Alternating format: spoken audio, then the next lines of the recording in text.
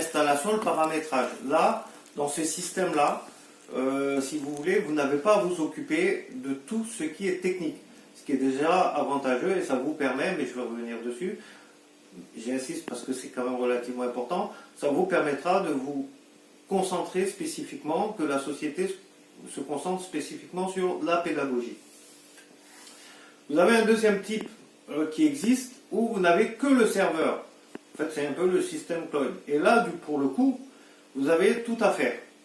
Non seulement le parcours du cours, mais vous avez le parcours de formation, mais vous avez aussi le système en lui-même, ce qui va demander des compétences informatiques assez importantes, donc va forcément augmenter le coût, et qui plus est, on reste sur du cloud, donc avec tous les problèmes de sécurité, et vous savez bien que lorsque vous allez donner vos cours, vous allez avoir des informations qui vont être forcément pris, et il va falloir s'assurer que on respecte bien le RGPD que vous connaissez, protection des données. Donc, le cloud est aussi susceptible d'être attaqué, et ça c'est au niveau sécurité. Mais, donc je vous ai aussi mis le détail sur ce système. Et en fait, vous avez un autre modèle où c'est le tout en main, enfin vous avez tout, clé en main, c'est-à-dire que vous achetez vos cours sur étagère. Alors le gros souci dans celui-là, moi je trouve, c'est avantageux sur des petits modules, sur des formations qu'on a déjà, qui sont déjà faites. On peut essayer, la société peut essayer de faire vos cours aussi, mais il y a quand même un manque d'interactivité. Et on sait que finalement ce qui est surtout reproché au e-learning, c'est justement que l'apprenant se sent un peu seul. Donc c'est toutes ces choses que j'avais en tête pour choisir votre modèle. Je vous ai remis donc ce que je vous ai dit tout à l'heure. Alors le choix du modèle aussi est venu du fait que j'ai regardé l'existant. Qu'est-ce que vous avez? Vous avez des formateurs. Vous avez même des personnels qui font de la vidéo. C'est super, ils sont créatifs. Vous avez donc des cours en présentiel. Et puis j'ai regardé votre projet. Là vous êtes sur un projet soft skill qui de temps en temps ne demande pas de très très grands modules, plusieurs modules. En revanche, vous allez vous attaquer par la suite, donc j'ai vu un peu plus loin, sur des modules un peu plus techniques, un peu plus importants, sur des niveaux importants, et qui vont peut-être demander une adaptation beaucoup plus importante de vos capacités d'enseignement. Donc c'est ce que j'ai regardé, et j'ai noté en revanche l'absence de la cellule informatique. Donc pour le coup, je vous propose donc la plateforme propriétaire mode SAS, donc c'est le premier modèle que je vous ai montré, qui vous épargne toute la partie informatique, toute la partie entretien, maintenance, et qui répondrait à peu près qui répond à ce que je vous ai dit avant. Alors après, une fois qu'on a ce système d'hébergement, on va choisir, essayer de voir le Learning Management System, LMS. Pourquoi? Parce que c'est là où vous allez intégrer vos cours. Et pour ça, j'ai eu des critères. Donc on s'exonère déjà de la maintenance, on est tranquille. Mais il faut que votre système de formation soit flexible, simple. Pourquoi? Pour faciliter donc la prise en main des formateurs, parce que plus vous avez des formateurs qui sont hyper fanats de l'informatique et qui touchent à tout et ça s'intègre bien, il n'y aura aucun souci. En revanche, ce qui peut se passer, c'est que vous avez des gens qui sont beaucoup en présentiel et qui vont avoir des difficultés, et ça peut être rédhibitoire, voire une perte de temps. Donc, en facilitant, on gagne du temps et on fait adhérer les formateurs. Et puis, il y a aussi l'ergonomie pour les apprenants. Parce que le projet En fait, il y a effectivement la société, mais il y a aussi les apprenants. Et les apprenants, ils aiment bien avoir une plateforme qui est un peu, je dirais, joyeuse, un peu active, sur laquelle on peut tout mettre. Et important, il faut que ce soit, maintenant on est tous, j'en reparlerai tout à l'heure, mais on est tous dans un système mobile. Donc si la plateforme peut être responsive, ce que j'appelle responsive, c'est-à-dire qu'on peut le lire sur des mobiles, sur des smartphones, c'est très bien. Donc ça va forcément, in fine, favoriser la complétion. Et donc pour ça, j'ai opté pour le 360 Learning, qui est une plateforme donc, où vous aurez plusieurs fonctionnalités donc d'apprentissage. Beaucoup de LMS, pratiquement tous le font, mais avec une certaine intuitivité plus ou moins bonne.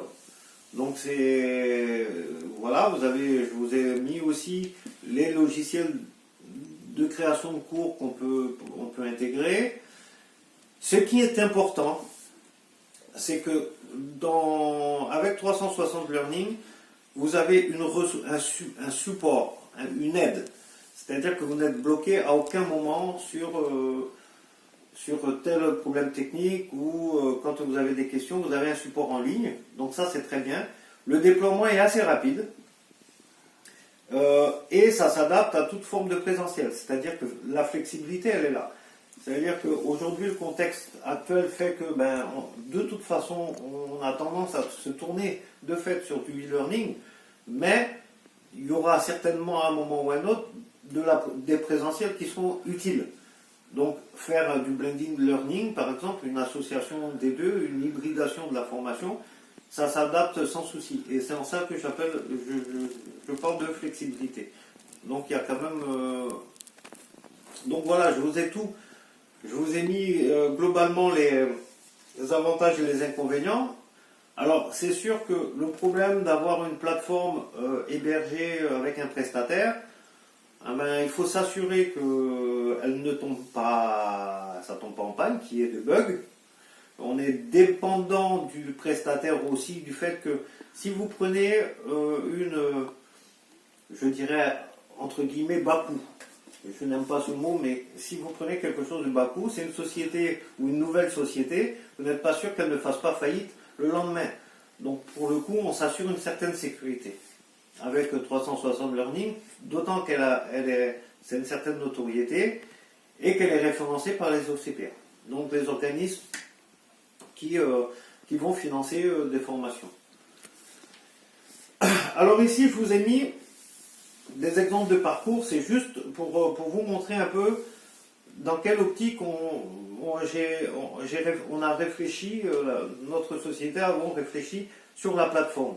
En fait, les deux parcours, on en a 10 000 parcours. On a pris deux personnes, une âgée de 25 ans, l'autre une quarantaine d'années. Et je ne veux pas entendre qu'ils sont vieux. Mais en fait, c'est pour montrer les besoins en fait des apprenants. Et quand on regarde bien, donc je l'ai fait pour Céline Dupont, je l'ai fait pour Dupont aussi, ça doit être le père, et on s'aperçoit finalement dans la démarche d'un individu que la première des choses, comme vous, moi, tout le monde, quand on prend une plateforme, quand on s'inscrit, on n'aimerait pas se casser la tête à savoir mais où on cherche tel bouton et où est-ce qu'on va, c'est rédhibitoire. Donc on va essayer de construire et de voir la plateforme en fonction de la facilité. Cette facilité, elle est importante. Après, le cours, en fonction de la personne, on va s'apercevoir qu'on va peut-être mettre un peu plus d'interactivité, beaucoup plus de quel type de support on va utiliser. Est-ce qu'on va utiliser de la vidéo, des PDF, du gaming, toutes sortes de choses en fonction de notre population. Ça, c'est vrai pour nous permettre... et pour tout ça dans le but de la qualité même de l'enseignement. Alors les phases et acteurs, il est bien entendu qu'on a l'hébergement, on a donc le modèle économique, mais ça reste un projet. Ce projet, donc il y a plusieurs phases. Donc je vous ai donné le tableau ainsi. Alors là, je vous ai donné un tableau sur lequel j'étais général, pour la bonne et simple raison qu'on ne peut pas parler à proprement parler aujourd'hui, à l'heure d'aujourd'hui, vraiment de cahier des charges, parce que simplement, on n'a pas encore déterminé les modules qu'on va faire. C'est-à-dire que par rapport aux modules, il y a certaines personnes qui vont participer, d'autres dont on n'en aura pas besoin. Mais les grandes phases d'un projet, c'est l'analyse, la scénarisation, la médiatisation, l'implantation, le test, la remédiation. Je vous ai mis ici les éléments clés du projet avec les acteurs ou ceux qui sont susceptibles de participer. Donc, vous voyez que le 1, c'est nos personnels, c'est nous, c'est notre société. Et après, on va souvent utiliser, vous allez voir, vos formateurs. Et vous verrez aussi qu'intervient la société de la plateforme, c'est-à-dire qu'on va les appeler si on a un problème, comment ça va intervenir sur l'implantation, sur des domaines, sur la vérification, sur les tests, etc. Et donc ça, voilà comment est gérée la phase de projet. Et effectivement, ce projet va être décomposé en plusieurs étages, hein, donc avec des dates butoirs. Sur la note que j'ai apportée, une note de pilotage, j'ai précisé qu'effectivement, il y avait effectivement des réunions, que vous avez donc le chef de projet avec les formateurs. Je reviens sur ma diapo précédente, vous voyez que à chaque projet, à chaque phase, il y a des intervenants. J'ai mis sur la note de service que je n'ai pas reprise ici, la note de pilotage, des dates. Et à cette date-là, on devra avoir ces personnes présentes.